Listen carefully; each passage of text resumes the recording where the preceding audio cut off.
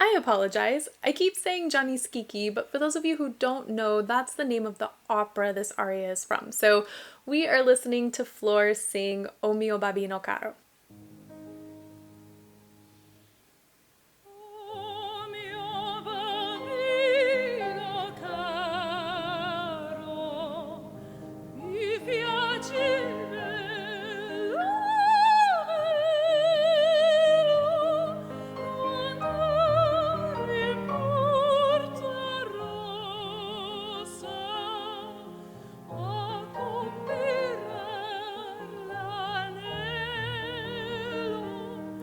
Okay, do you guys hear the difference? When you're singing opera, especially traditional arias, there's this expectation of volume, and in order to create that, singers engage more of their chest voice muscle. You can technically call this mixed voice.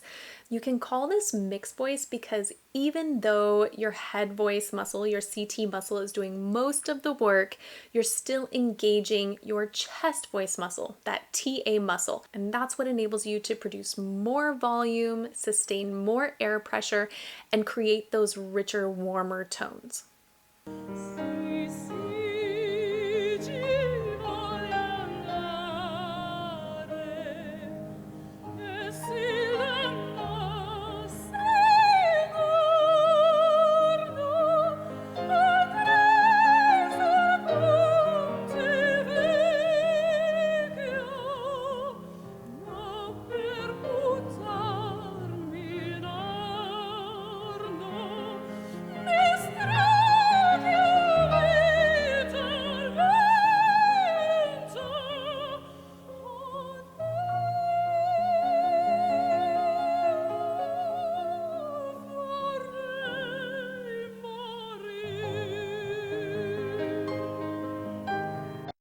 I'm going to point something out.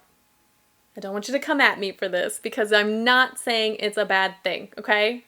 Disclaimer, this is not a bad thing. When you see a singer's jaw move, that is an indication of tension.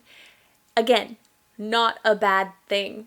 Part of my job as a voice teacher is to ask, do you want that tension? Do you want to produce vibrato in that way? If you do, your prerogative, your choice. If you don't, then I'm here to sort of like help singers eliminate that tension. And it's not just the jaw. You will also see singers whose tongues move with their vibrato. You will also see their abdomens move with their vibrato. There are lots of ways of creating vibrato.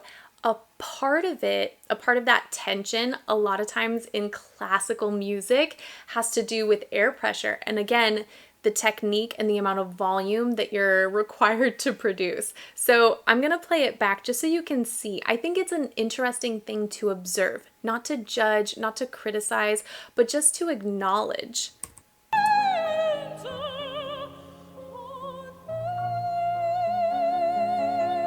See that slight release?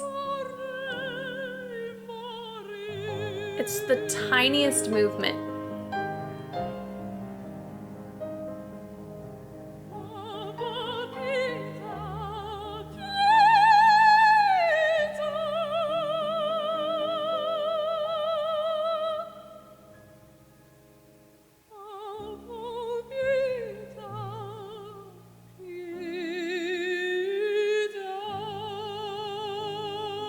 But you'll notice there are certain areas in her voice where it doesn't come in.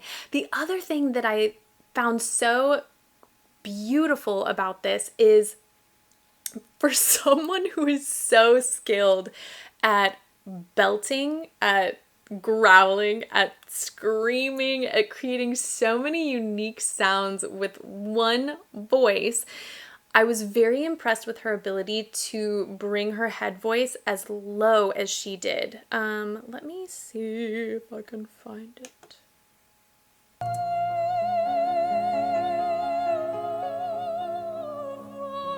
Ooh, did you hear that? That's so in classical music we call that a portamento. Portamento. Goodness, I'm a little tongue-tied today.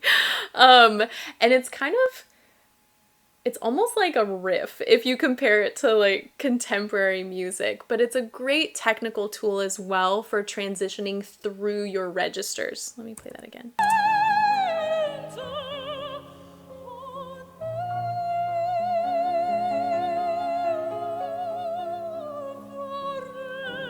So pretty.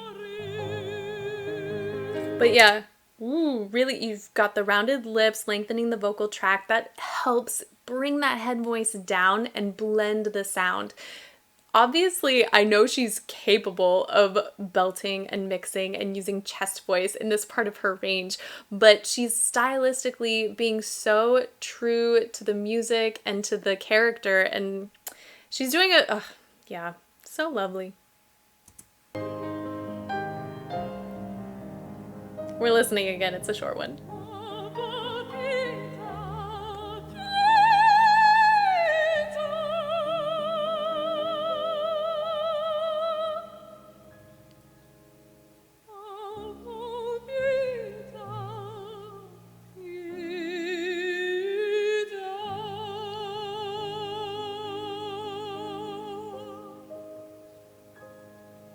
I hope you guys could hear the difference. Again, the Phantom of the Opera had that lighter, almost ethereal sound, a little bit of straight tone involved, whereas with the aria, she engaged a little bit more of that chest voice, creating more volume, a little bit more presence. I think it is so cool to see singers who are so diverse, but I also think it's very cool to recognize singers' strengths. And granted, I haven't heard much, okay? I own that.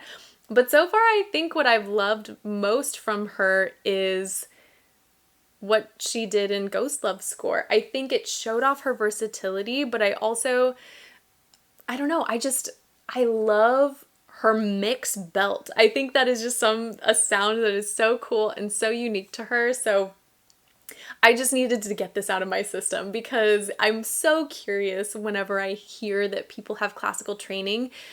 Not only that, but I'm even more curious when they're still doing it. They're still using that training and they're still sharing it. Like, I think that's so impressive because so many singers just do start in classical music and they leave it behind entirely.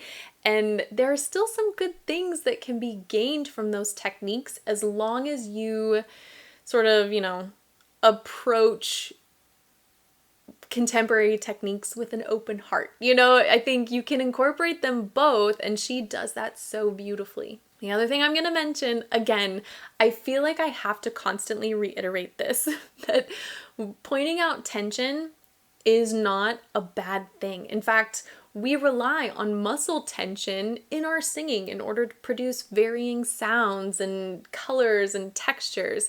And there's this huge taboo in music in general about bad technique. I'm a firm believer, I know this might get me in trouble, there really isn't good or bad technique. Rather, it's about perception, because what's good for me might not be good for you and vice versa. And I think technique in general, it's all about tools. Singers should be able to sing the way they want to sing. And some people are going to like it, some people aren't, but technique is a tool to get you the sounds you want from your voice. So when I point out something that I see or hear from a technical perspective, it's not a matter of judgment, it's just a matter of appreciation of how a sound is being created. Hopefully that makes sense.